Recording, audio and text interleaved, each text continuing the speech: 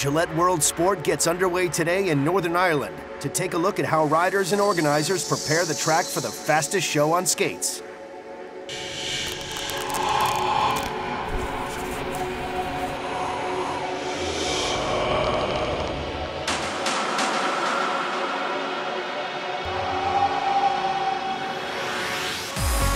It's intense, exciting, it's fun, exhilarating, fast. Fast. It's fast. You need to be precise on everything you do. Red Bull Crashed Ice is a downhill ice skating event. You have to deal with 3 other guys on the track. It's like elbow on elbow action. A lot of crashes happen and a lot of pain happens too. It definitely takes a little bit of that adrenaline junkie attitude. It's so much fun to just fire down that hill. You need to take risks in the sport and just want to win. That's what it all comes down to. You have to be crazy. Designing and building each location on the Crashed Ice World Tour is a feat of precision engineering. The course in Belfast is 430 meters long, and sports director Chris Papillon explains how it is built. Under every tracks, we mostly built a wooden floor.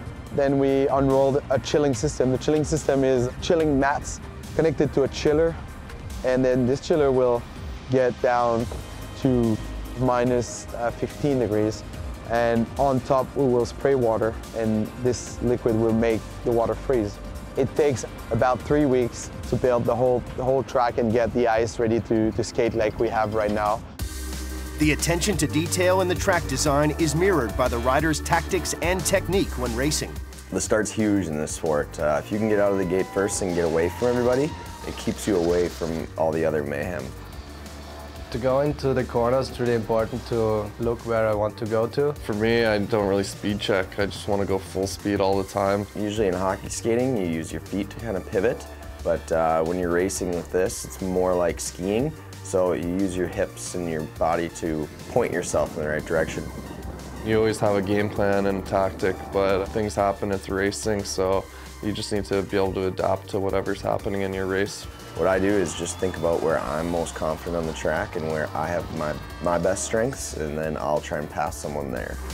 With only a few weeks between races, the riders have little time to prepare for the unique challenges each new course brings.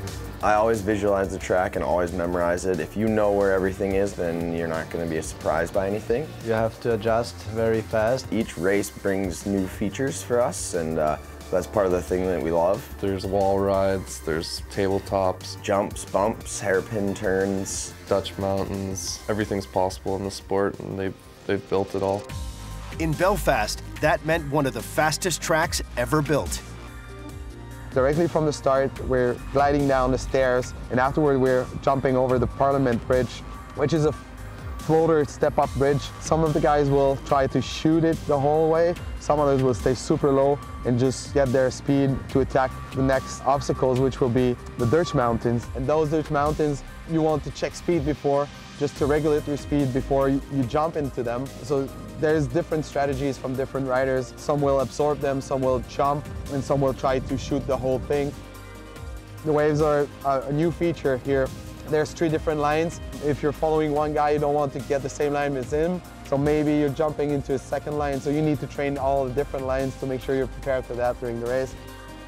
The second half, you just go on top of the Carson Bridge, right by Carson statue, and then you go down and go over the kicker. Kicker is super smooth, long jump, 8 meters to the landing. Guys will get fun, they will just fly over that track, and then increase the speed again before attacking those 2 bank turns. You're gonna exit the second one and get into this fastest zone of the track, which bring you to about 65 kilometers per hour just before the splitter. The splitter will force you to make a decision. If the guy is going on the right, you want to take the left line and try to sneak in.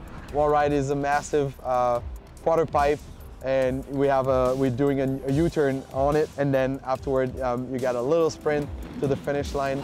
And so to the final, with Scott Croxall lining up with 3 other skaters in front of 24,000 fans in Belfast. Look at Scott, he's so intense. Super intense, yeah. Scott Croxall, I'm not going to give him any advantage at this point, but he's just sneaking out into the lead through the Dutch mountains. He's out in front, Dylan Moriarty right behind him, Dean Moriarty following his brother, and Luca Dallago in the back. Scott super clean through the waves. Up onto Carson Bridge. He's got a good lead now. Dean and Dylan Moriarty are the guys battling for that second position here. Luca Dallago bringing up the rear. The bank turns. Scott Croxall's got this one nailed down. He's just got to stay on his feet right now around the final 180-degree wall right turn. And Scott Croxall's going to make it a three-peat. It's a hat trick for Scotty Croxall. Oh, wow.